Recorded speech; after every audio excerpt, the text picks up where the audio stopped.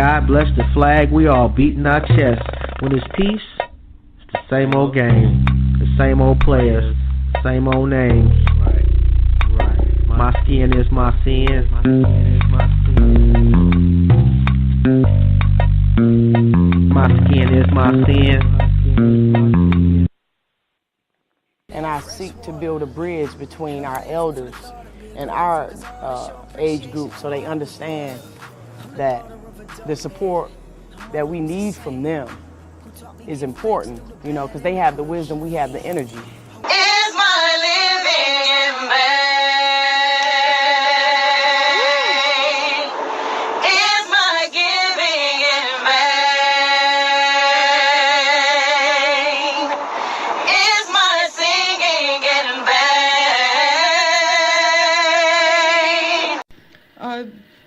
vain? And then you ask me, you know, whether I approve of violence. I mean, that just doesn't make any sense at all. Whether I approve of guns. I grew up in Birmingham, Alabama. Some very, very good friends of mine were killed by bombs that were planted by racists. They talk about Much of nothing in music right now.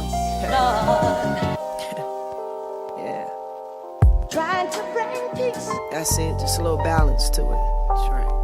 They talk about Killing each other.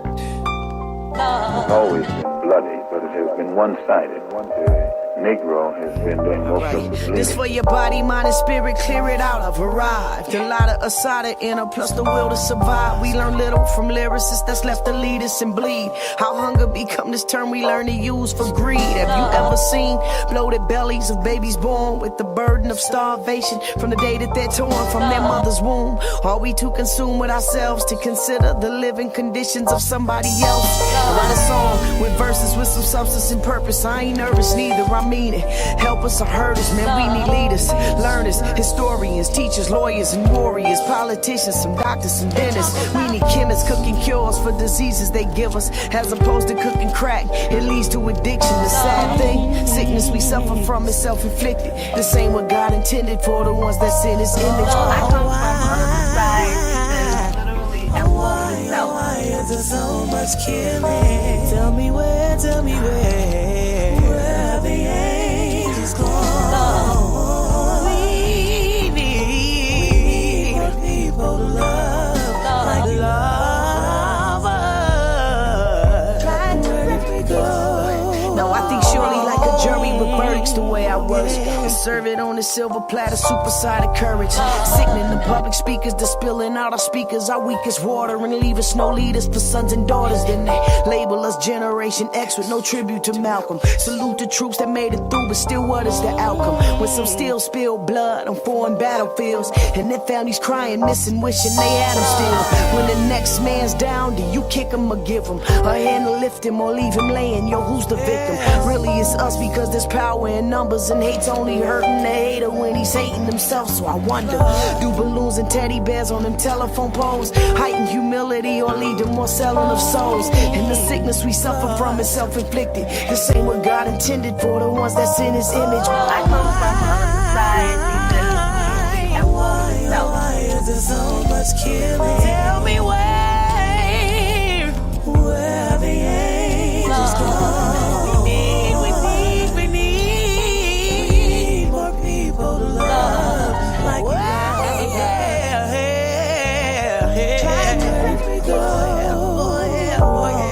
How you doing? Give thanks. I'm excellent. How are you all? I'm doing great. And I got my co-host, the Queen Afi, on the line with us. Peace and welcome. Thank you. Give thanks. Thank you guys for having me. It is an honor. So, geez, where do we start? Hip hop, life? You know?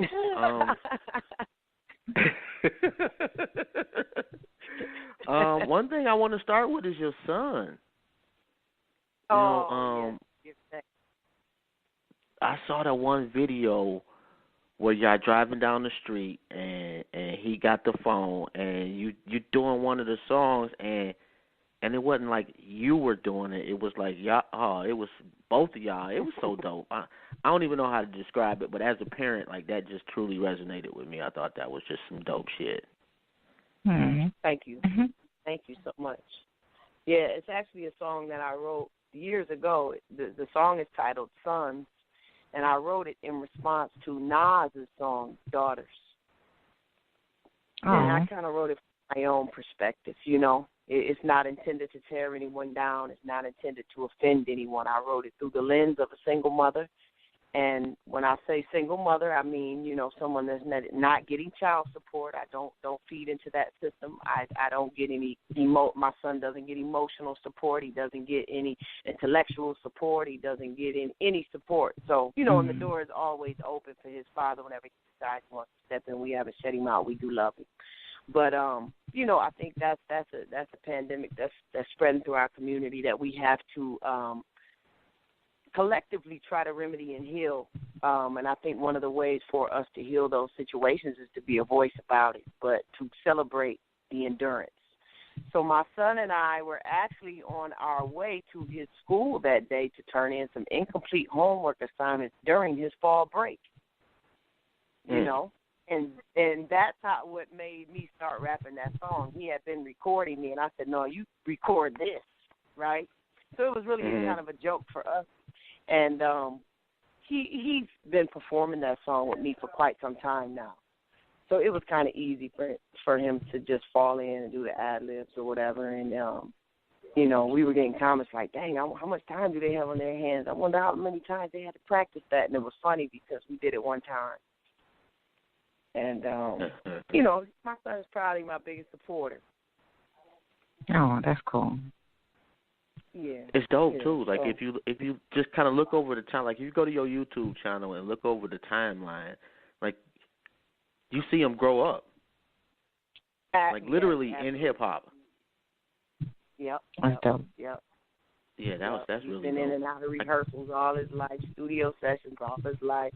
He plays the guitar, and, you know, he put the guitar down last year. Kind of disappointed me, but, you know, it is what it is. I feed into what he's into. Now he wants to play drums, so, you know, just allowing him to grow with the career has been beautiful because he's been very instrumental, like, in a lot of the transitioning in my life, you know. When I was grazed with a bullet and found out I had breast cancer, he was the reason why I refused chemo and took a holistic approach to healing because I was told with the chemo and the tamoxifen and everything, the odds of me having children were slim to none. And I always wanted to be a mother.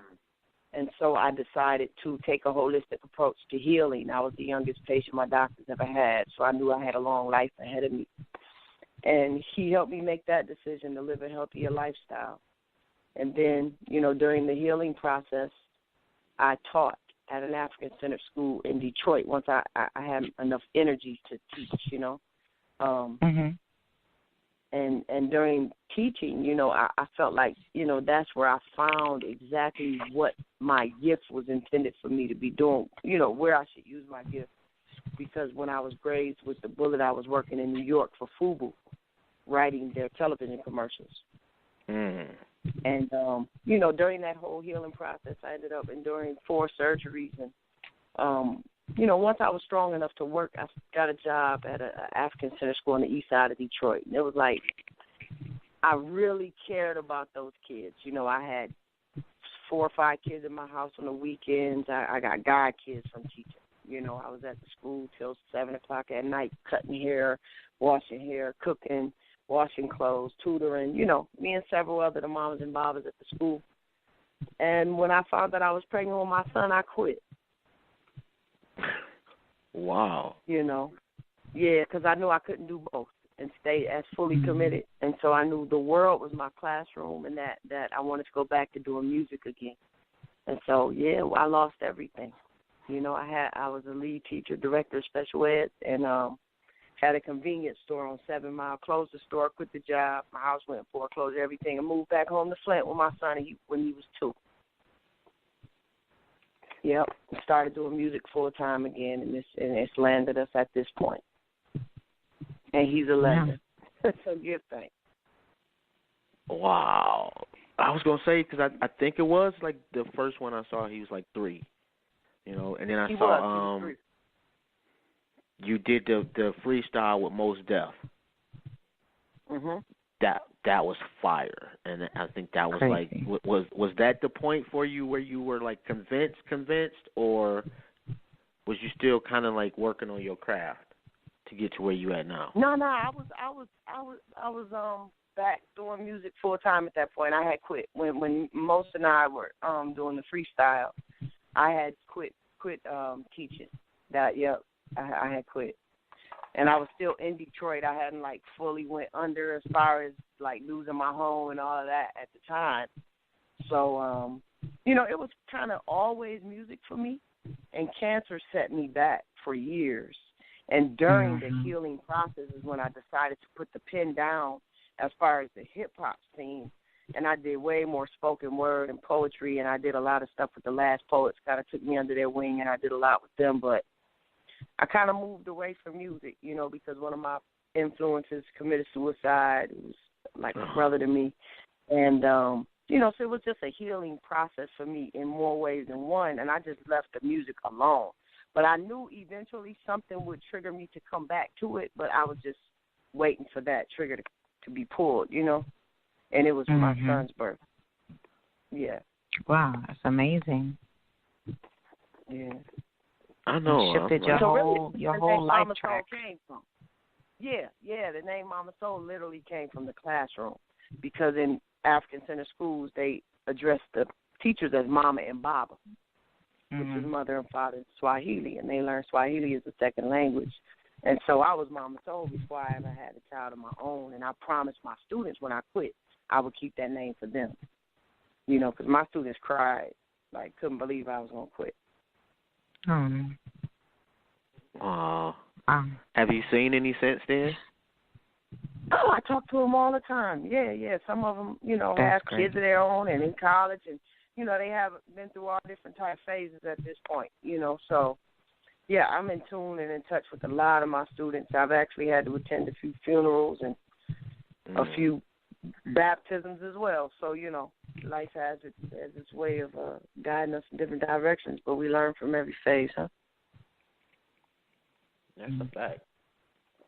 Yeah. And I'm sorry, I was just drinking a little apple juice. I'm slightly addicted. That's all right. I'm pretty bad with the apple juice. Geez, I had a question right on my mind too. So you've done PBS. Let me see. Who else did I see? We know you. The YouTube just got that down pat. You have toured everywhere, but what stands out to you? My history with music. Yeah, exactly. So many moments, man.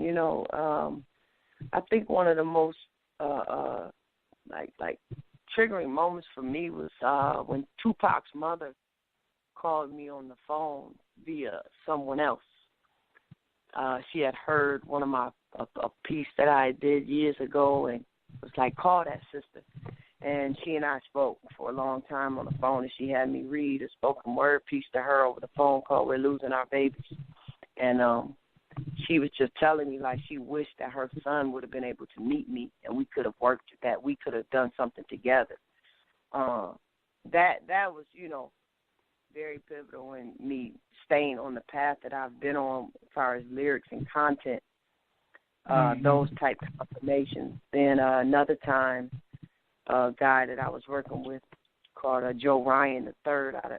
He's from Flint, but he lives in L.A., and he's managed by MC Light. He and I did a track together 7 years ago called High Self-Esteem, and I featured him on the track, and she heard the song and was like, "Yo, call her." And MC Light called me up and was like, "Yo, you're extremely dope. Never stop." For Light to be one of the people that reposted the video of me and my son, that kind of, before it went viral, like she kind of helped, pull that trigger. So those times for me, and then being able to travel to Africa, I think is also one of the, most moving moments for me with my music, and a lot of the music that I was able to write while I was visiting and working in the refugee camps. times, that stand out most for me. Wow, so you went and worked in a refugee camp? Yeah, I've been in several at this point now. So, yeah, I was there during the drought in the Horn of Africa.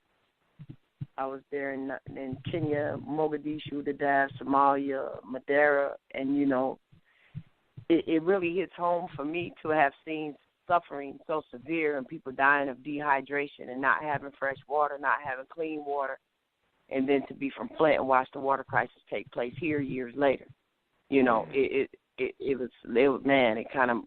messed me up because I was actually in Africa and I wrote Thankful, a song that I have while in Africa, and the first line of the song is I'm thankful for the fact that I could turn on a tap and have fresh water. Right. And then for years to pass and be home and turn the sink on, and it looks like iced tea and my son can't bathe and his kids being poisoned by the lead, and, such catastrophe take place right at home. It was like, wow. Man, like that. Yeah. You just didn't, that is just a phenomenal life story. Right. You have an amazing story. You have an amazing, story, and of course, and people know you for your contributions to hip hop and the awareness that you bring with your lyrics and your content. But can you just walk us through what a regular Mama Soul day looks like? Parenthood is at the forefront of every day for me. Because it's just me and my son, and I homeschooled for a long time. And so now he's attending Pearl Academy, which is an African Center school in Atlanta. But typically, I'm up very early. I'm an early riser. I'm normally up by 5:30. I do a lot of meditation and prayer first thing in the morning, drink a lot of water, get my son off to school, fed and off to school, and then it's exercise for me. From there, it's more midday meditation and writing, emails, following up on emails, photo and video editing, and just all of that stuff. I don't have a management team. I don't have a PR person. I don't have any of that. And so it's really just me and my DJ and a couple friends of mine that really believe in what I do. And we all work and communicate throughout the day. And I have a couple other people now that have, come aboard over the past 4 or 5 years that I communicate with. But for the most part, it's a lot of computers and beats and research and reading. And, that's pretty much my day. And then my son, parenting, like I said, picking him up from school. That's kind of a down day for me. A down day for me is pretty much a lot of prayer, a lot of meditation, a lot of quiet time. I don't spend a lot of time with a lot of people unless I'm working. I'm kind of socially selective. I must say I keep my energy protected. It's a lot I'm not impressed with. That's important. Yeah. I like that. I'm pretty much kind of the same way. Only I think I'm extremely more asshole-ish about it, I guess. I'm working on it, though. Because I grew out of being an asshole, Like, I think I'm less vocal with opinions and stuff at this point. Like, I realize how much energy you burn talking. Yeah. And, every point doesn't need to be defended because you don't get it. Okay, you don't get it. That's not for me to make you get right now. Then we're at phases, and I don't have to, exert a lot of energy for something that you just don't get. I'm not responsible for what you don't get at this moment. Right. That's exactly how. That's exactly what I say. If you don't get it, I gave it to you, and it's up to you what you do with it. And if you don't take it any further, do anything with it, it's not my responsibility to make sure you do. Yeah, I love that. I just say okay and stop talking. Yeah, right. I'm not even going front. I don't. I agree, though. You know, it's a huge waste of energy on, especially in situations where you are virtually certain you're not going to change that person's thought process. Absolutely. Mm-hmm. Absolutely. You know, and that we was kind of talking about that earlier before you called up about Thanksgiving, like Mm-hmm. you know, I don't hate you if you celebrate, and I don't hate you if you don't. Mm-hmm. Right. You know, and I'm not gonna go out. You know how you see people bashing people for, you love the white man, you a coon, you celebrating Thanksgiving, I hate you. Like, bro, it is not that deep. No, it's not that. Who are you friends with? Why are they so aggressive about it? I know the people like that too, though. Right, I might have to do some revisions to the friend list. Oh my goodness! So, how long have you been rhyming? Oh man, forever. Seems like, you know, since a kid, we're doing talent shows, and then, you know, in college, being in a group, and then, you know, I've been in groups and in and out of rap groups and doing music and stuff like that pretty much all my life. You know, I didn't take it serious until later, you know, after college and everything. I had, like I said, Swift kind of told me I should take it serious, but then when he committed suicide, almost kind of an accidental suicide, didn't know it was a bullet in the gun, and was arguing with a chick. And, you know, so that kind of went left, and I kind of left the music alone because he was like a lot of motivation for me to take it serious. So, you know, music has always been a part of my life. Like, my granddad was like a very well-known DJ in Flint, and my parents always played a lot of music in the house. So I've been doing music forever. I just didn't take it serious. Yeah. I have got to get to Flint too. That's crazy. I was born and raised in Detroit and never been to Flint. You ain't got to rush to Flint. You want to get here and do what? What you want to get? I don't know. See Flint. What you want to do? See Flint. See Flint. Yeah. Oh, it ain't gonna take you 15 minutes to ride from one end of it to the other. You know, see Breed old house. Okay. Yeah. You know, I actually I actually was YouTubing MC Breed today for absolutely no reason, just because. And he's still getting love out here, man. Shout out to MC Breed. No doubt. No, you should come to Flint, but just make sure you come like when something is going on, you know, so that you have something to do, and you're not just in Flint trying to find something to do. That's dangerous. Yeah, I definitely know that part. Yeah. You know, but I know Brick is there, so you know, if I go up there, that's who I would hang out with. I don't know if you know Brick the Foundation. No, I'm not familiar. That would be that would be a good link up. Like he is phenomenal. You know, phenomenal pro-black hip hop artist based in Flint. Yep. No, I'm not familiar. And the 2017 Black Power Awards Hip Hop Artist Album of the Year winner. Brick. Just BRICK. Yes. Brick, the foundation. Brick, the foundation. Yes. Mhm. Okay, I'm gonna have to ask around. I'm here until Tuesday. Yeah. He's got. I won't say I have similar vibes per se, but the musicality of the music choices y'all make is phenomenal. Yeah. But it's small, man. So I know once I ask, like, who knows? I'll know him too. And they already know him, you know, and just it's not ringing a bell right now. He used to be in a group back in the day called T-Folk. T-Folk. I can't remember the other cat's name, but yeah, actually they got some bangers too. Okay. Put him on my radar. Trying to think who else. Where was the Dayton family from? Flint. Oh man, I used to rock with the Dayton family back in the day so hard. Yep, got to. Yeah. Yep, them top authority. You're right. Damn, Flint did have a little movement going on. Oh yeah. Yeah. I never really put all of them together. You know what I'm saying? Now that you say it, I'm like, damn. I had to look back. I had to go through my Flint collection. Flint Get a got whole some CD together. artists that's relevant. You know, right now, like Johnny Manuel, who was just on America's Got Talent, who killed that Whitney Houston song. John Connor, who signed to Aftermath. You know, it's a few. Flint has some artists.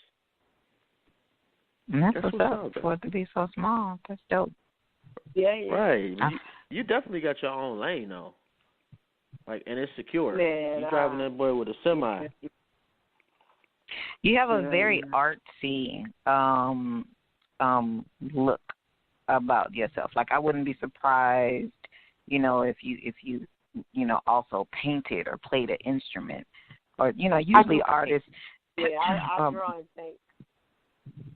See. I draw and paint. Yeah, that's what I would like to do in the end is like just paint canvases and sell artwork at some point. I'll sit down and start painting. I still sketch a lot, and I collect sketches that I will eventually paint.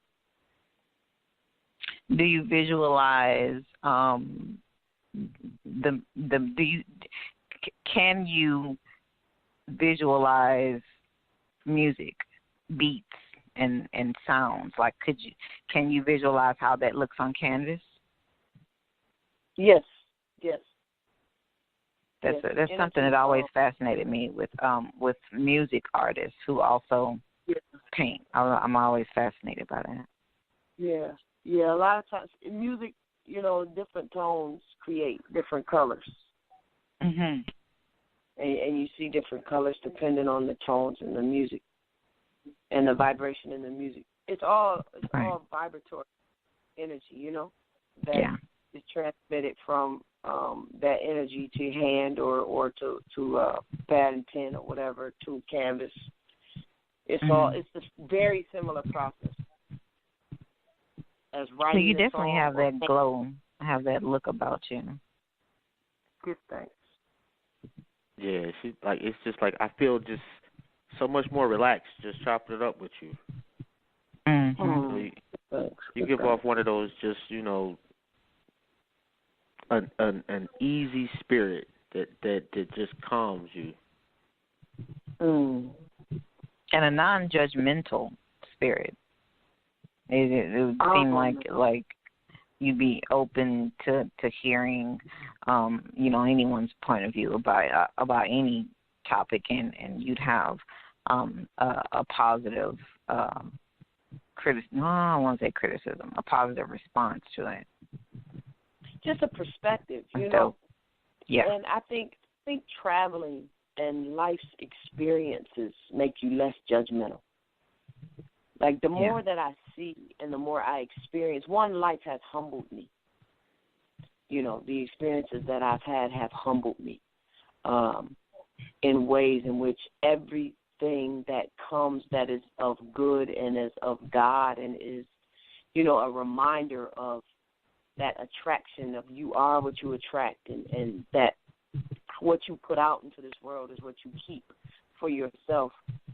And traveling and I think international travel and being in airports is one of my favorite places to be, because I love the fact that every single person in this world, even identical twins, are different people. There's not a duplication of any one.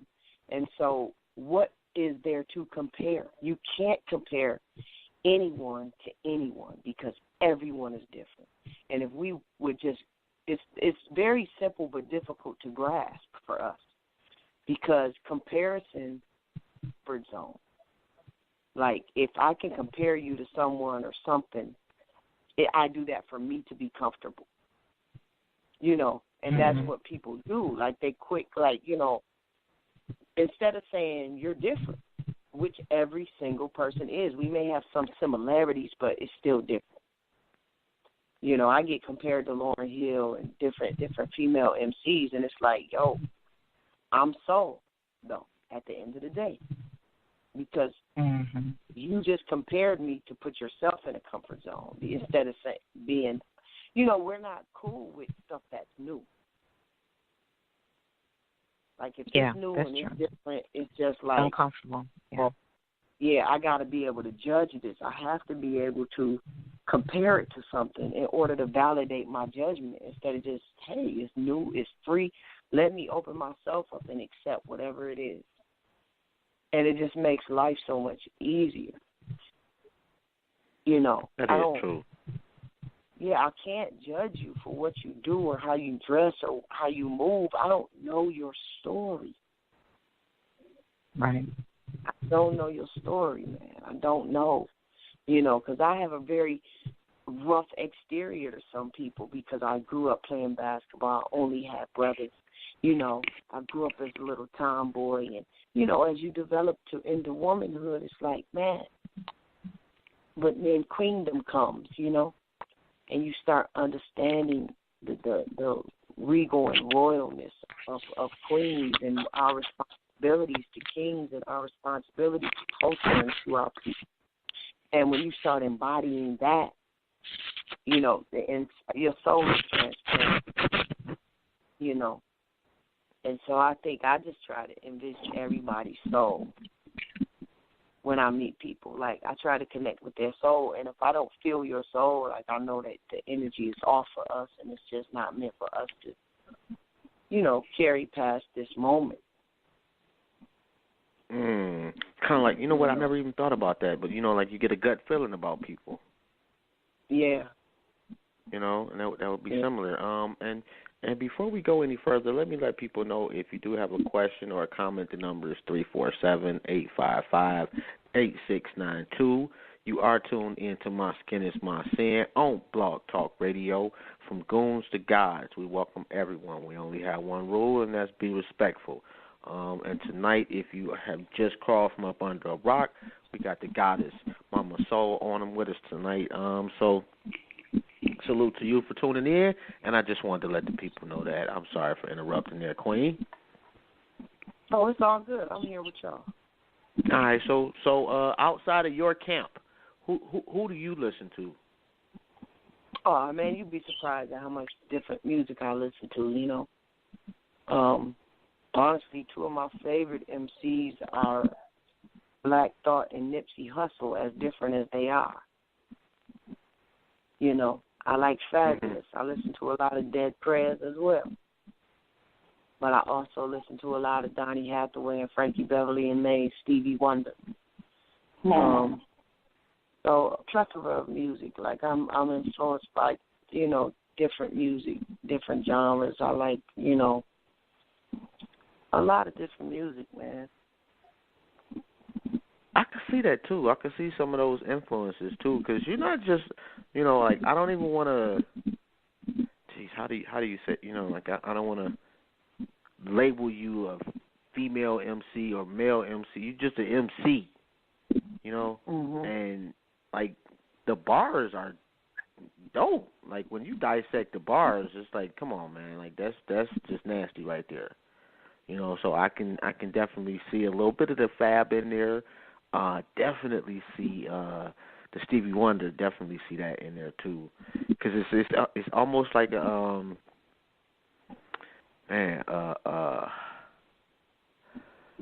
hip hop. What was the brothers in Philly back in the day? They had a record label, and I cannot remember the name of they label, but I got a little vibe of that in your music too. I can see not the Roots. I'm talking like back in the '60s, soul music. Was it Stax record? Oh, I hate when I can't remember something, but I can. It's just like the old soul, but with hip hop.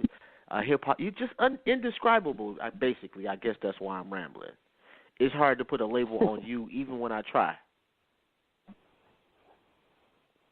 And the ATL move, like I'm sorry. Go ahead. I said, labels just make us comfortable. Yeah, they do, and it's making me uncomfortable because I'm like struggling to really find some box to put then you it's in. not meant to be. It is not meant to be. It's just Because I'm over here struggling. Let's make it easy on you and let's move past it. Facts. Let's keep it moving. Why the move to Atlanta? What made that happen? Oh man, several different things. I knew eventually I had to go. I was tapped out in Flint. The only way I was going to be able to give back to the city any more than what I had given back to it was to leave. When I left Flint, I was on city buses and billboards and TV, ambassador for the Bridge Card, Double Up Food Bucks program, spokesperson for the market and everything. And I had spoke at every school here, every college here, Job Corps, through a Black History program every year, several churches. And I throw my own concert every summer here in Flint called Happy Feelings at the Flint Institute of Arts. It has sold out every single year. This year was 5-year anniversary. But, I just knew it was going to be time eventually for me to go and share my music with a large demographic of people. And then the water crisis came. And when that water crisis hit, having an 11-year-old son that plays basketball and he's in gyms and the water is still on, and the water is on in the schools because it's illegal for them to have the water off. It's got to have it off. It's against the law. Eventually it was just like, man, I don't want to make a huge announcement that I'm leaving, but I have to go because I couldn't focus. It's difficult when you have to wake up. I don't think people realize how difficult living through a water crisis is because you have to wake up and boil like 9 gallons of water every morning just to bathe for 2 people. So I can't imagine a household with 5, 6 people in it. You have to go to the water stations every day and get your 3 cases every day. You need those to cook with, to brush your teeth, to wash your hands, everything, Then it was elders on my block that can't lift a case of water and don't drive. I had to get their water every day and help them. And you can't. If I don't create, I don't eat. So I didn't have time or energy to create, to work, to do what sustains me. To do what keeps me ticking.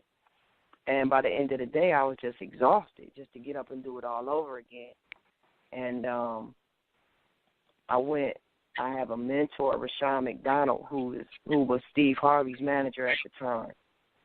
And I went down to the NBC office in Chicago for the screening of the Steve Harvey show when he was covering the Flint water crisis. And I was able to just sit and be still and listen to several perspectives of doctors and, congressmen and different people, senators and everybody that was coming in speaking on the water crisis. Sitting in that audience, it all finally hit me. So, the move was kind of just, it was like, I didn't tell anybody. Me and my son literally got in the car one night, and I told him that day, I said, man, today you can stay up as late as you want, play a game, whatever. And he was like, for real? Like, what? And I'm like, yeah, when you get sleepy, wake me up. And he was like, all right. So around 3:30, he was like, man, I'm sleepy. And I said, well, get a pillow and a blanket, get in the back seat of the car. He's like, where are we going? I said, man, we're going to drive to Atlanta. He's down for the journey. He's a kid. He trusts me. So he's like, all right. I had already loaded the car up. We went, and we never came back except for me to work. Wow. So it was like several different things. I knew I had to expand with my music for one, and then when the water crisis hit, and, it was just a few different things that had played a part. And then Rashawn was like, he lives in Atlanta, so he was like, you should come there because I can't really help you from Flint. I don't know how to help you in Flint because there's no connections there for me, And so he was like, Atlanta is just a good choice for you. And I had a couple relatives there, was able to rent a room out of somebody's house for a year.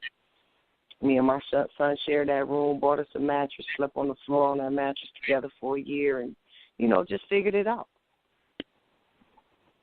Yeah, figured it out. So we've been there a little over a year now. We're able to, create our own space and draw our own space, you know, over the past few months. So give thanks for that. I don't know where you get the strength from, Queen. Well, our ancestors endured much more than we have, you know. Right. You know, for us to have That's to true. move like we do, you know, imagine not even being able to move across certain state lines. You might be captured as property and, you know, just snatched up and put on a plantation, and can't nobody even find you, you know. So just give thanks that we can move freely and kind of make those kind of choices. So I always give reference to the struggle of our ancestors to give us the levels of freedom that we have to make the choices we want to make for our lives. You know, we don't have to stay in these spaces that we complain about being in. So that's where a lot of my strength comes from. It's just knowing that I know there's more for me. And if I have to, I'm not a clingy person. I've learned to not cling, but yet not resist. So I'm not like super attached to material objects or got a whole, you know, like I said, we moved in a car and moved with what we thought was just the most important in our lives at that time. And then knowing we can start over, you can always buy another couch and give this one to somebody who needs one now, you know. But you just never know if you have wings unless you jump. Damn, that's incredible right there. So do you enjoy it down there? You are what you attract. So I'm always around good people. I love the weather. I love the school that my son attends. It's a small, private science and agricultural African center school called Pearl Academy. I love the owners of the school. Mama Virgie is one of the, like, sweetest and coolest and most positive and energetic elders with that revolutionary mind state. She owns all that land, and her school is fresh. She got mindful meditation and yoga for the kids and chess and chickens and roosters and gardens and fruit trees, and they maintain all of it. She just teaches the kids from, you know, a perspective of survival and just, you know. So I love the school. I love the environment. I love the weather. You know, Southern hospitality is real. But at the same time, you know, I don't even think I've met anyone from Atlanta. You know, like everybody I meet is, I'm from Tallahassee, I'm from New York, I'm from North Carolina, I'm from Detroit, I'm from, you know, and it's people there literally like that had dreams and are aspiring to do. I mean, it's the land of the empty briefcases as well. Don't get it twisted, but you know, you are what you attract. So I've been around some really, really dope people. And I give thanks for that. That's what's up. I'm proud of you too, Queen. Thank you. Just for the record, you know, like just so inspiring. I'm sitting over here depressed about the most minimal of shit, you know, and to hear a story like yours, it's like, man, you better shut up. You know, get it together. You know, how can I be upset? You know. Like, for real, I have not even endured a fraction of some of the stuff you're talking about. You know, so what right do I have, you know? And it's almost kind of like goes back to what you were saying when you went to Africa.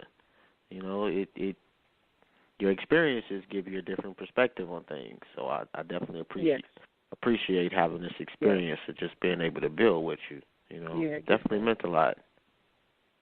I'm looking forward to it too. I know I've been bugging you, and I do apologize. Sometimes I get a little obsessive. Man. No, it's all good. It's all good. It's all good. Like bugging, you know what I'm saying? Like, really, we was building, and it was just a matter of, you know, catching each other on the same wave, you know. And last week, it was just like I couldn't find the email anywhere. I couldn't, you know. My son was like, "Dang, why you can't find it?" I'm like, "Nah, help me." And we looking for the number, and I'm like, forget it, man. It's just not meant to be. I'm not about to exert any more energy, and it's just, you know, all things in divine order. It was intended for us to do it today. And we end up having a really interesting show too. We actually talked about adoptions and abortions. Mm. Yeah. It was, and not necessarily, you know, from a ideological standpoint of whether you are for or against, but just tell your story. You know, so. Mhm. Interesting show. And we also we did something called the Blackathon. I don't know, when was it? That was right after the hurricane in Houston, because Afi lives in Houston. And what we did was we had, I don't know, 12 different radio shows. We broadcast for 24 hours straight. And we try to do that again, but we want to do it for African Senator schools this time. Okay. I don't know of too many fundraisers for them, but we would definitely try to. That's like the goal in the future, in the near future. So if you know anybody else that's got a radio show and will be interested in donating a couple of hours of their day, let me know. Okay. I it's definitely needed. That's just something. We can't keep depending on them to teach our kids. Oh no, and the African Center schools definitely need funds. They need funds. They really do. So what I'm gonna do is I'm gonna have the Family Knowledge Born Allah pick out a couple of schools, and we would definitely like to work with your son's school if possible. If I can pull it off. Getting all these radio shows to do something on one day is kind of difficult. Yeah, don't say if, don't say when. Don't say if I pull it off, say when I pull it off, all right? All right. When I pull it off. Well, we did it once, so it yeah. shouldn't be that hard. I don't even know why I'm saying if. So what's up next for you? And more importantly, how do people get in touch with you if they want to book you? You got any shows coming up, et cetera, et cetera? You can always email me. I will probably not be the person responding. It'll be my assistant. My cat that used to drum for me actually fell in love with the brand and just what I stood for, and told me yo, I would rather be your assistant. When my other drummer was back in the country, and so Tiger will hit you back. But you can email me Soul SOL at Mama Soul MAMASOL Music MAMASOL MUSIC. So it's Soul at MamaSoulMusic.com. For any booking of any sort of business inquiries, whether it be a feature or, me to write commercial work, I do a lot of commercial writing. I do writing for other people as well, so R&B or whatever it can. I have actually an event Saturday here in Flint called Give Thanks that I'm doing myself. It's at a bookstore at Totem Books here, where I'm just going to allow people in the community that have supported me over the years to ask me whatever questions they want, to request any songs that they would like for me and my band to perform. So it's just going to be an evening of intimate, provocative conversation as well as music. And then I will be in Detroit at the Charles H. Wright Museum of African History on January the 20th. And they are tributing a night to me, and it is called Restoring the Soul of Hip Hop. And I will be doing an hour-and-a-half set, but it will have African drum and dance and stuff all infused throughout the show. So that's going to be a real fresh show. Oh man, please. And then the 20th is all Mama Soul Music. My Instagram, Facebook does all Mama Soul Music. Yeah, I'm looking at the weekends that I'm off work to see if I can drive up there for that one. That sounds phenomenal, and that's a dope museum, by the way, too. Very, very, very, very dope museum. I took my daughters. We walked through the slave ship. Powerful shit. Yep. That was very, very powerful. Yep. Very. Yep. And like Afi, when you walking through, the whole slave exhibit, they got voices talking to you, and you see, little figurines sitting down talking about buying us. They got a slave ship where they literally have bodies stacked on top of each other that you can walk through. Yeah. I mean, yeah. And where is that? The Charles In H. Detroit. Wright Museum in Detroit. Oh, okay. Yeah. I didn't live in Detroit, but I've been to Detroit plenty of times when I was in college, and I never got any kind of cultural you know, any kind of cultural experiences while I was up there, because, you know, this was way before any kind of awareness, you know, with me. So I missed out on a lot of stuff that I could have been involved in when I was up there. Yeah, Detroit is sweet. It's a nice.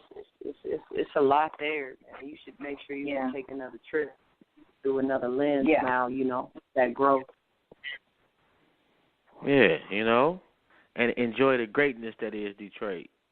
You know, although there's greatness on, you know, there's ratchet greatness in Detroit too. I can't front, but it's, you know, once you wake up a little bit, you know, you realize that there's greatness on the other side of the coin too. That is just phenomenal. And I can't, because there was another black, what's the African Museum, right? I can't remember the name of the street, but it was right near the library, the main library downtown. That was kind of dope too. You know, but yeah, I definitely got to check that out on the 20th. That's gonna be phenomenal. And make sure I'm off that weekend. I hope it's a weekend.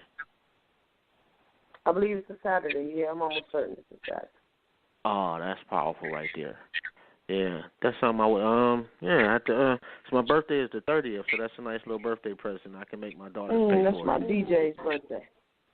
Oh, your DJ is phenomenal. See, that's what it is right there.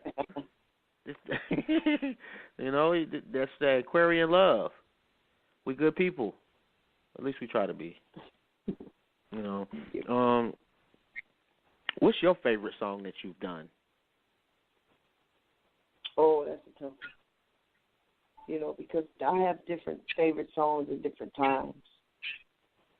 You know, some do well. Cool Kids is one of my favorite songs. And I think Where's the Soul is one of my favorite songs, as well as Hours. So I can't really say, you know, like Bird's Eye View is one of my favorite songs sometimes. Sons is my, you know, so I don't know. That's almost impossible for me. Yeah. Where's the Soul is pretty dope, though. Yeah, you know, because I wrote them in different headspaces. You know, like all of my songs are kind of like a diary or CDs, actually. So it's like whatever that phase was for me, you know, because Inside Out CD is a totally different vibration and go off. So, you know, it just depends on what I was doing at that time. I love Manhood, you know, the song tributed to active fathers, good fathers. I love Rebel, the song with me and Stick, you know, from Dead Prez. So I can't really say. We had him on the show too. Really, really dope brother. Oh yeah. Yeah, that was that. Damn, I got to look that one up. I somehow I overlooked that joint. I'm gonna have to check that out. That sounds like fire. Yeah. You can't go wrong with Dead Prez in any way, shape, fashion, or form. Not at all. So, I know you're a historian of hip hop. Do you have a top 5? That's kind of hard, you know. I love, you know, it's funny because I just picked my brother up from the airport. He came in from California, one of my older brothers, Malik, and we always hold this top 5 dead or alive conversation, and it's like, how can you actually take hip-hop and take 5 artists?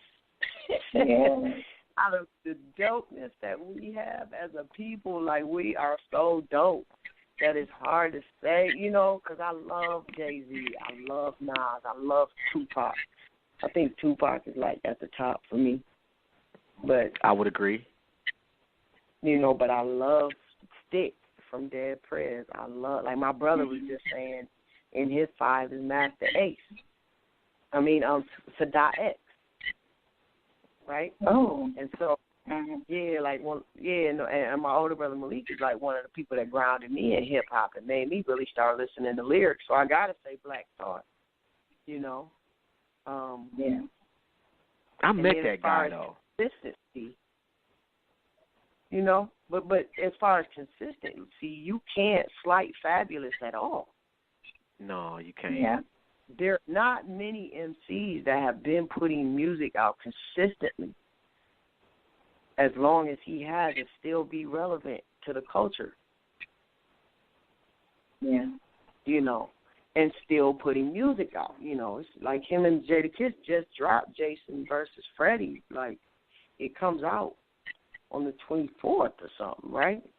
So, you know, it's just like, it's so many, man. But I know I have to say Biggie, Pac, Jay-Z, Nas, Black Thought, you know, put them right up there, you know.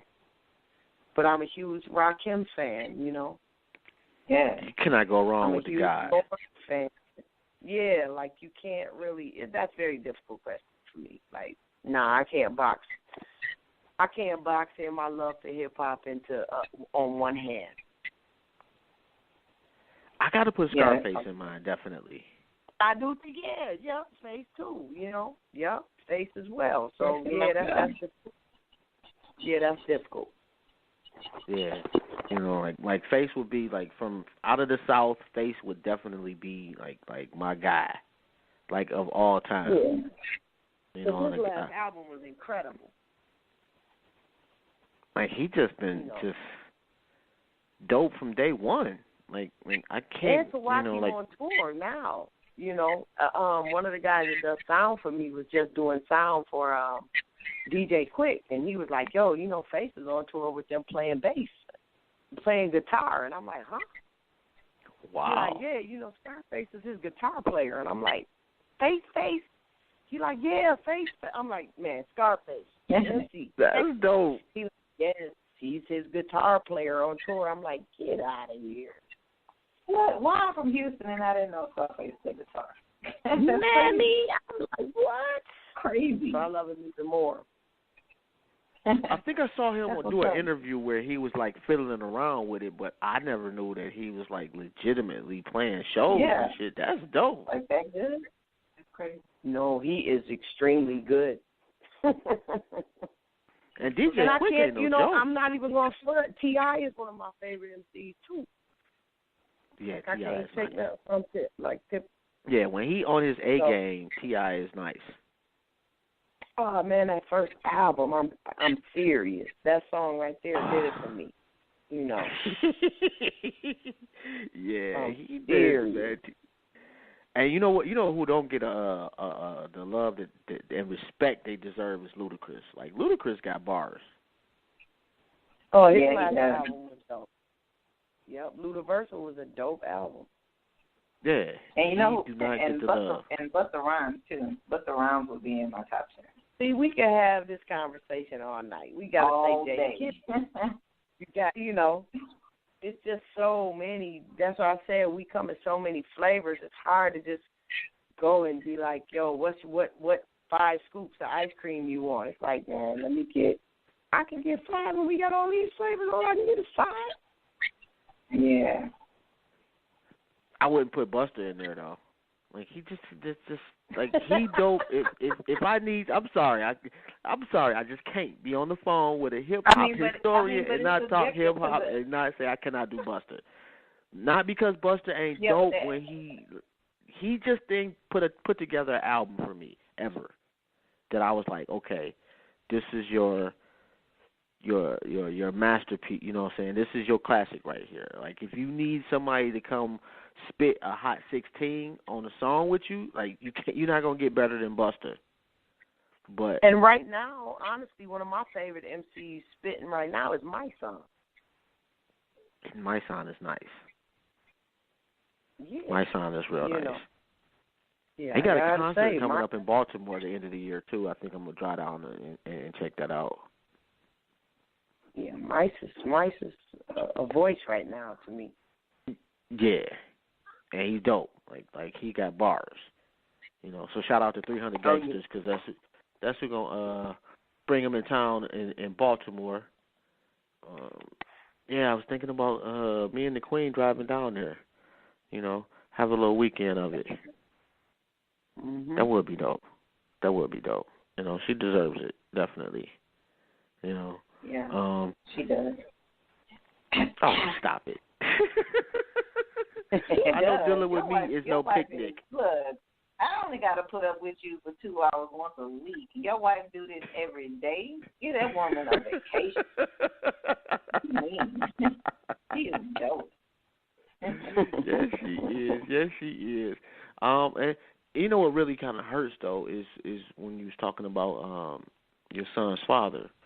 You know, as a father myself, and having been through that from a child's perspective, not knowing who my biological father was, into having my own kids and using that to fuel me being there for them. I just, you know, that's such a tough situation. Like how do you deal with the questions, you know, like the why? He's not, you know, but you know one thing, you have to know that it takes a village to raise a child.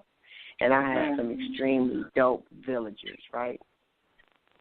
And it's not like Wafiri doesn't know who his father is. We know who Antoine is. We know where he is. He knows where we are. You know, Wafir's birthday is in a week and a half, December 3rd, so I'm sure he'll call, but we just may not hear from him anymore this year. But, you know, I personally think that whole absent parent thing, that's a mental illness that hasn't been diagnosed yet. Because it's all, I don't have any friend, not one, that has a child and doesn't take care of them. I don't have any. I can't name. I don't even think we couldn't exist in the same space on that, you know, and really me be able to call you my friend, and I know you got a kid that you don't acknowledge. We can't be cool. Yeah. We can't be cool. Like, we just not going to be friends. There's nothing we're going to be able to talk about until you could tell me what you did with your kid last. So, you know, Wasir, like, he caught his first fish with my DJ. You know, he goes to the circus every year with my keyboard player. My brothers are super active. He goes to California every summer, flies out there by himself and stays with one of my brothers for 2 weeks, and then he goes with my dad for a few weeks. You know, so he sees strong men. Mm-hmm.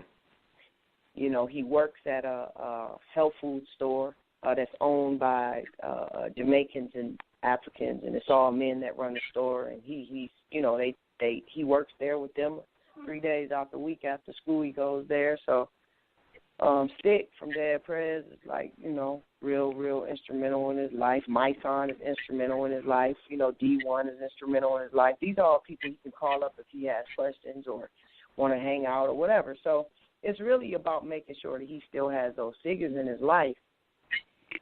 And whenever he does have questions, you know, you have people that have played the role of a good father that can answer the questions for you from a male perspective.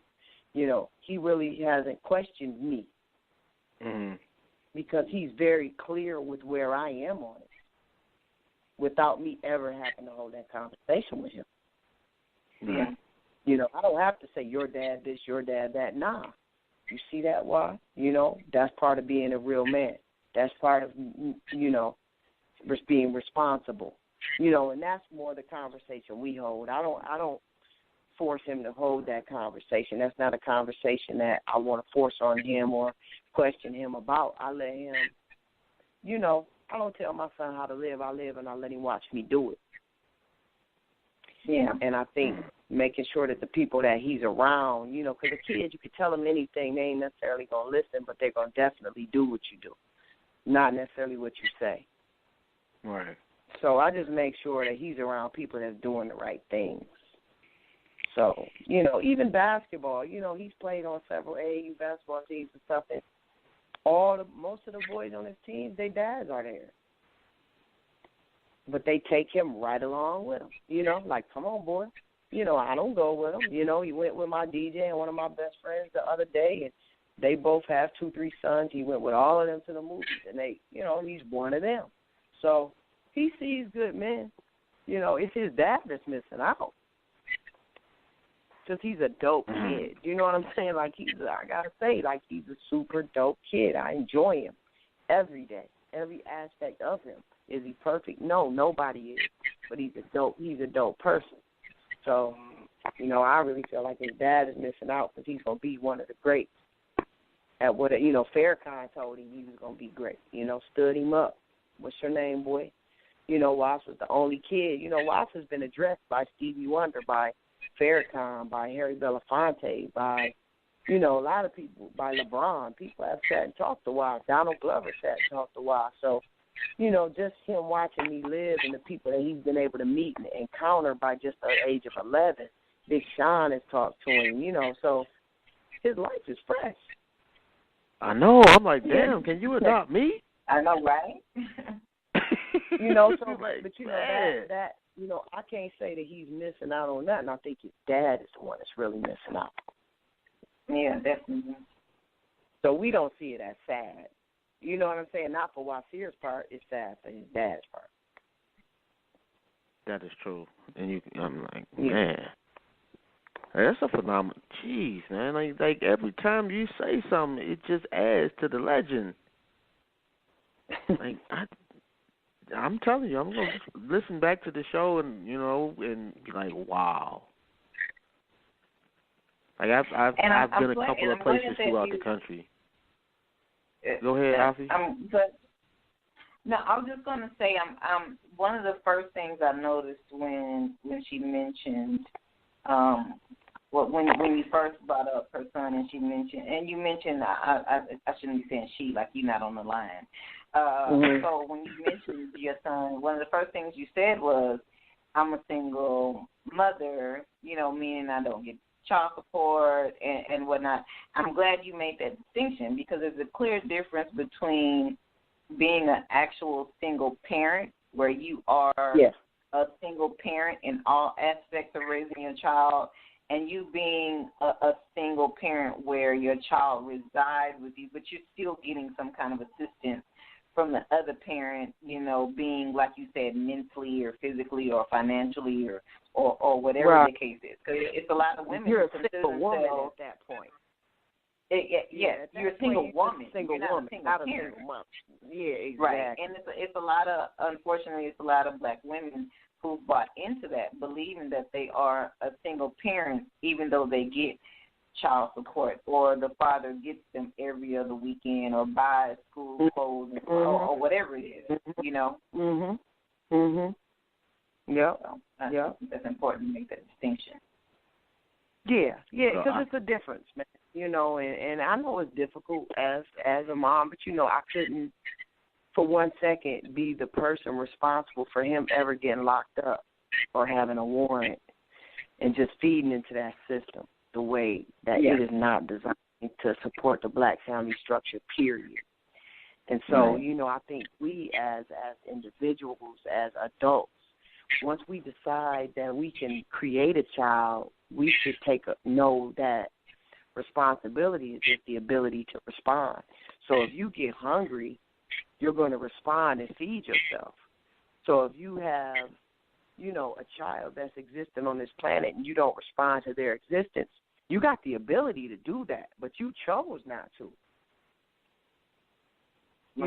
That's a fact. That's totally, that's real, man. And it's just like, it's important as a parent. Parenthood is the hardest job you'll ever love, But it's just like, as a parent, it was something my DJ said one day, and we were all talking about parenthood after I wrote the song Manhood, and we were listening back to it. And he was like, man, what's crazy is when I had my first son, he has 2 sons now, and he was like, I never knew I had a choice. He was like, I never knew I had a choice whether I wanted to be a dad or not, or wanted to be there or not. I just knew, I thought it was something I had to do. And that's why I said, I think, if something is amiss mentally for a person who just knows their kid and just never even attempt to just build with them. And when you do, you lie to them, tell them, man, I'm going to be hitting you up. I care about you. I've just been going through some stuff, and they ain't never hear from you again. Like, this kid is going to get numb to that and be like, yo, that's bullshit, man. Like, okay, yeah, I hear you, but you ain't got to tell me that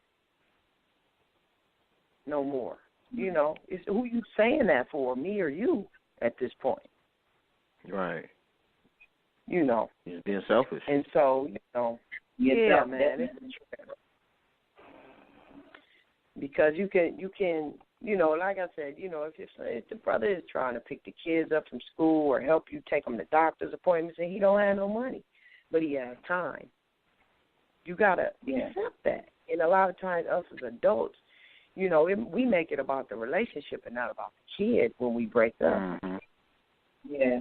It's more about your feelings instead of, okay, what's good for this kid and how can we compromise our time, our resources, our finances, our energy outside of one another to compensate for being good parents. And it takes a mature adult, responsible, able adult to handle that outside of the relationship when that goes sour. But I know we're capable of doing it.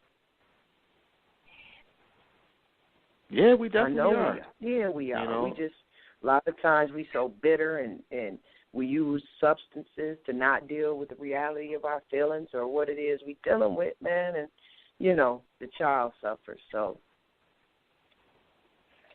I got to say, shout out to my ex, And not only in being there, and we didn't have to beat it. That was the one thing we agreed on. Well, I won't say the one thing, but that was the first thing we agreed on is, these are our children. Us being together is irrelevant. We gonna make these moves to benefit their future, and it worked out. Mm-hmm. And what I would do every now and then, a couple of times a year, no matter, I wasn't trying to get back with her or nothing like that, but I would text her or hit her up and be like, I appreciate the job you're doing. Keep that shit up. Let's go. Yeah, y'all partners. And that's something even in dealing with new people coming into the relationship, they got to be able to respect that.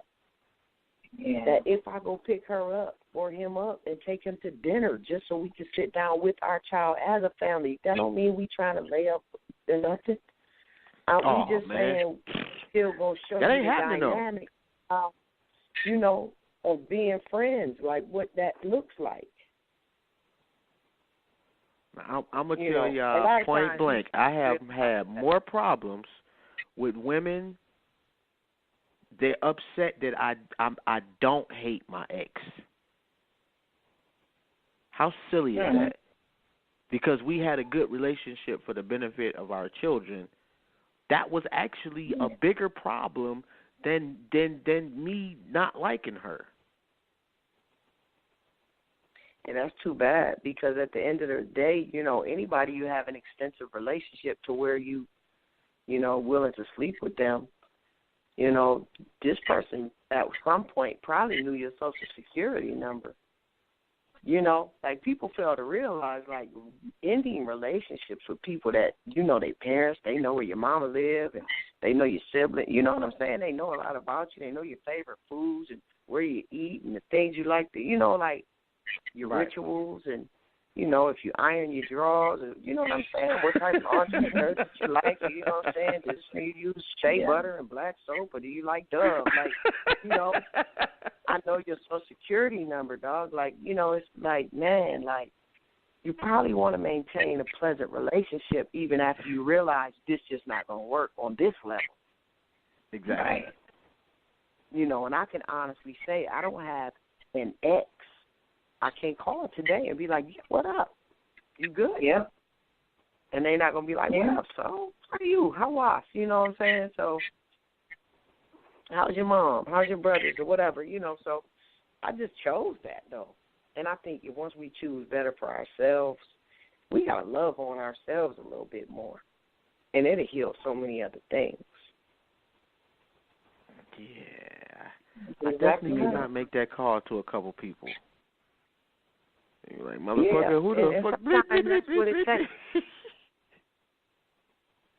But sometimes that's what it takes is a phone call. Like, yo, I just didn't want to go into 2018 with you thinking I had a problem with you or with you thinking that we couldn't talk or you can't call me.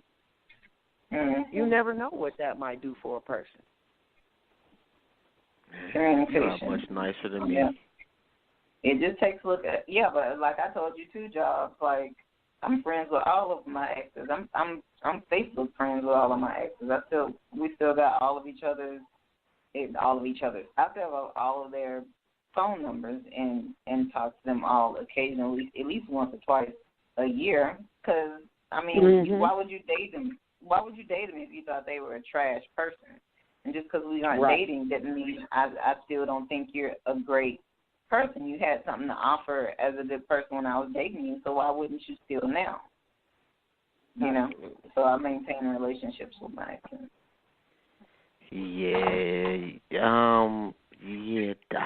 I just can't do that. I mean, and you don't have to talk to them. You don't have to, but just know that y'all not decent. You know what I'm saying? Like, I ain't saying you got to talk to them, but knowing if they truly needed something and knew you were a resource to that, could they call you without it being a problem? No, they could not. Unless they appreciate laughter. You call asking me for, well, I won't say everyone, but there's probably two that if they called me asking me for something, they would hear the heartiest laugh in the history of hearty laughs. But not something as far as that. They might just be like, yo, will you be a job reference for me? Or, you know, do you know somebody who knows something about plumbing? Oh, yeah, I got a homeboy that does plumbing. Let me get his number or give him my number. Could they do that? You know what I'm saying? No. That's something that has to be remedied. It probably does. I'm not even going to front, but as it stands today, you called me and asked me for a breath of fresh air. No. Oh, man, that's a terrible job. You ain't going to give no air. Yeah, that's bad. Well, maybe, it's a new leaf for you to turn over going into the new year. From here on out, I'm not going to end relationships on bad notes, and we'll be able to maintain a friendship outside. If I don't know, I'm just one of those people that by loyalty and your loyalty are not optional. And if you have done something to violate that in such an egregious manner, that I just have a difficult time ever forgiving you. So it hasn't happened often, but in those select instances, like, generally speaking, like I say, my kid's mother, she calls up, how you doing? Pleasant conversation. Her mama can call me up. What you need? How you doing? But there's just a couple of people over the years, if you called me up, it would not end in that manner. But you're right. That's something, I'm aspiring to be better. So when I get there, I'm gonna let y'all know. Okay. We're gonna make a show out of it. I'm gonna call them up on the air. At least you'll answer the phone for me. I hear you, Queen.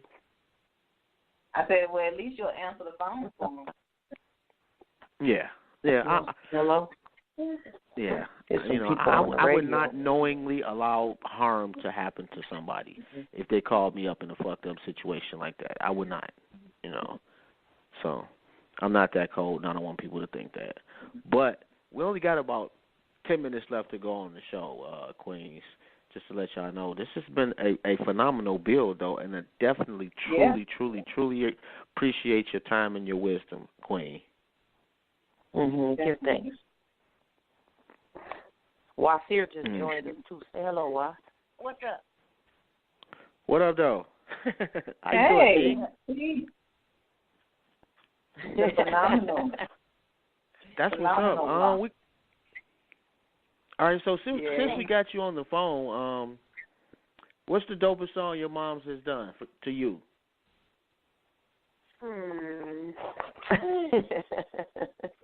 It's a variety.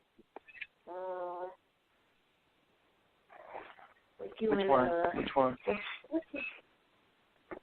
Yeah, time. We ain't going nowhere. Oh, he said he likes Shine. Okay. What was that? Is that the one? I think that's the name of it, the joint that I like. Well, actually, one of the joints that I like. And I did a little poll, too. You got a lot of love out here, too, Queen. Oh, I give thanks.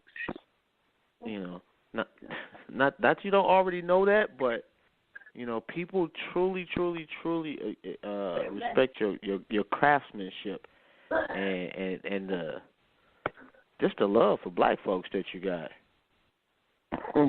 Yeah, I love us. Yeah, that's a beautiful thing, you know, and it's effortless. You know, the videos suit the style. You're just a beautiful essence, if that even makes sense. Thank you. No doubt. And actually, I take that back. My favorite would probably be Questions. Like that was just man, that was dope right there. And the video was just like, man, I was over here like, man, that's fire. You know, so I don't know who does your videos. Do you have more than one person? Yeah, I do. It depends, you know, because I direct most of them. You know, I kind of like have a vision for a lot of my videos myself. Like Questions was an idea I came up with as far as like the interrogation room, but also using people from the community, business owners, to just show the perspective of like question yourself before you judge somebody else. And why I wanted to interrogate like business owners was because once you put people in that setting, you automatically see them as criminal or victim. You know what I'm saying? Like, oh, man, and then you don't even realize, like, you judging somebody you know nothing about. That's why I use, like, community people in the video and put them in an interrogation room and ask them all these questions. But the questions really are a play on your conscience. So that was a video idea I had. I've had several video contests that haven't come to light yet. But, yeah, different people. Corey, a cat named Corey Taylor from here, he shot Questions. Then my homeboy Beef shot Hours and Exercise. And the freestyle, me and Wasir sitting on the stairs when he was about 6.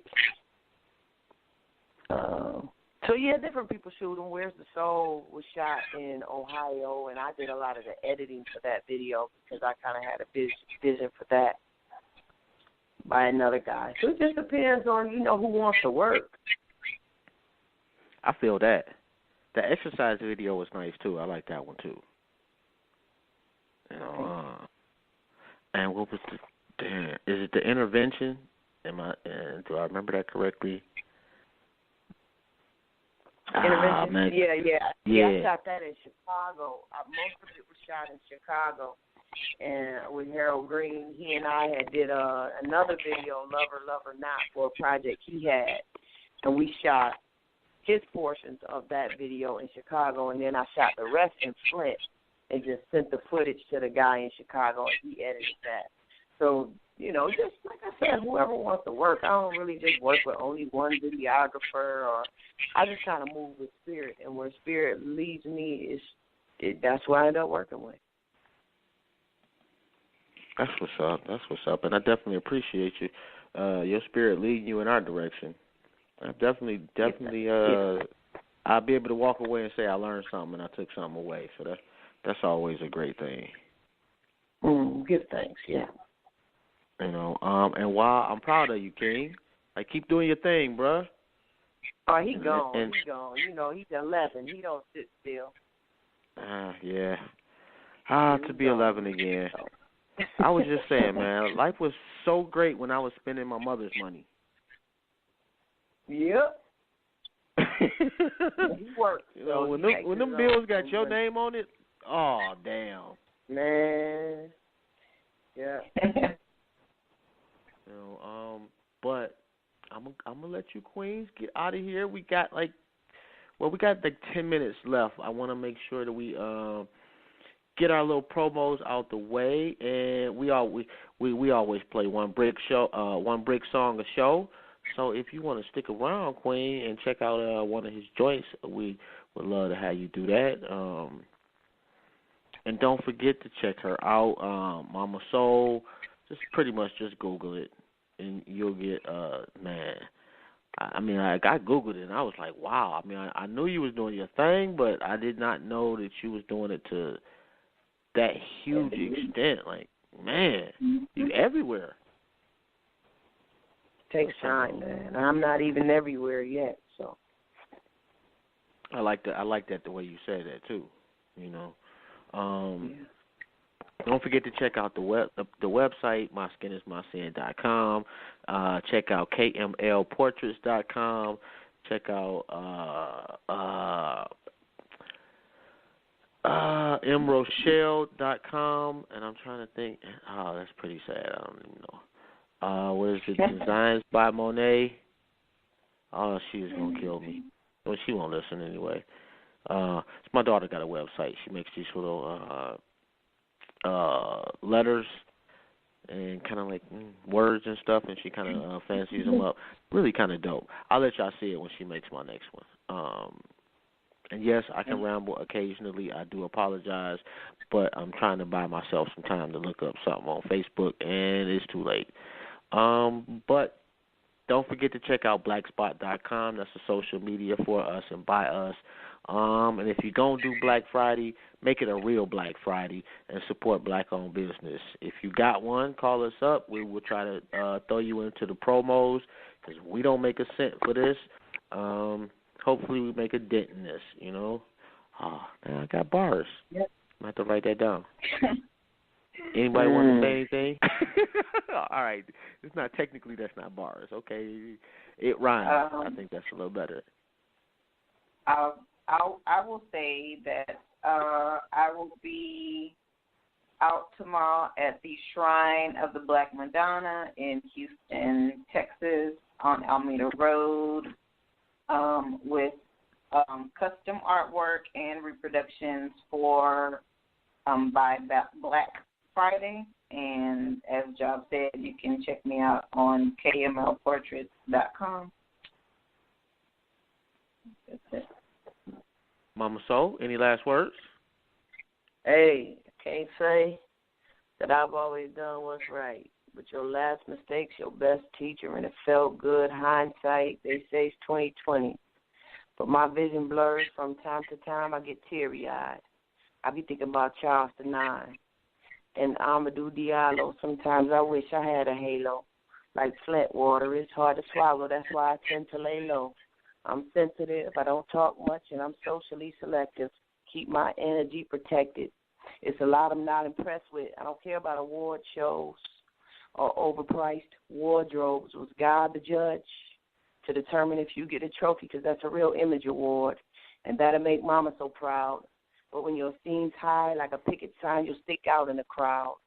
But in this heartless market, you'll be a target if you don't love who you are. We grew in the gutter like bowling balls. We all want the juice like Orenthal, but to sell my soul for a standing applause is far from what I'm on. I be light-bearing, light-seeking, doing things for the right reason. I study roots, I plant seeds, and I'll bloom when it's my season. Summer, fall, winter, spring, back from a loft. I've been a boss. Your interview or my outer shell will not affect my pay. I've been the truth, and only time I tell you, so the hell with what they say, because I love life. Yeah. Dope. Very, very, very dope. I don't have to. You're going to hear that clip, because that's dope. That's a bit. Me in the background. And again, just wanted to thank you and Wah for joining us tonight. Definitely an honor and a privilege. And hopefully, you know, this won't be the last time we get a chance to chop it up with you. Give thanks. Yes, yes.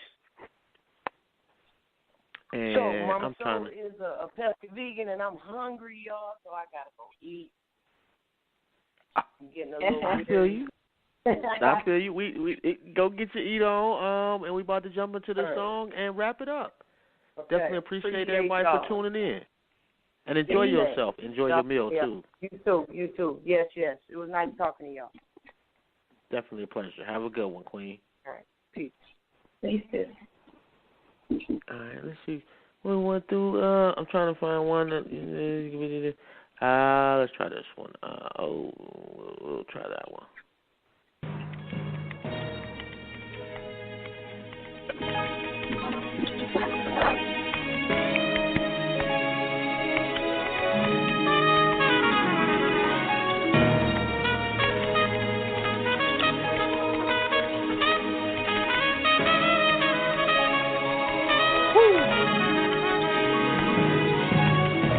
sounds so good, don't you agree? Them horns. It's amazing what you can do through the music, who you influence. Somebody somewhere is listening to it. Scared to be leaders, I've come to that conclusion. Found it confusing at first, but now it all makes sense when living through a lot of pressure. Some parents tell me the cursing that's in my verse. Keep the message that I got for the youth parked on the curb. I think they missing the drive that's in my words. I guess I sit here in neutral, I can't reverse, won't revert, but I work on my dialogue. I acknowledge all their concerns, more than just an expression. Just listen, I put them first. I'm trying to destroy the curse that's got us mentally inept to make a generation of wealth. We just living for ourselves, installing this new software, hard drive being repaired. Oh yeah, they only know greatness now, knowledge of self. Help them unlock the powers they possess. I can lead you down the path, it's up to you to do the rest. Do your best, huh? Don't you mind me? No, change for the better. For the better. The better. For the better. The old me don't exist. The old me won't be missed. So much better. Now that I hit the reset button on me. Make my movements off calculations I process. And yes, I realize this power trapped in my flesh. Some people call it spiritually I connect. They can feel it in their souls whenever Plague's pressed. So I take you on this journey down this path of enlightenment. Introduce you to leaders who are filled up with righteousness. Dr. Khaled Muhammad. Give it time so your mind adjusts. I dust it. Emery Douglas bricks designing is flawless. What would you call it? Classic, I pen the time to strip basic instructions. Simple to follow, return to dominance. I'm just trying to break us out the cycle that they got us in. Waiting on Sky Daddy. They was promised that they God gon' send. Mentally defragmented, mutated gene stacked denim. This hit a reset button. I'm here to reboot systems. Processing is disconnected. The reason our people glitching, no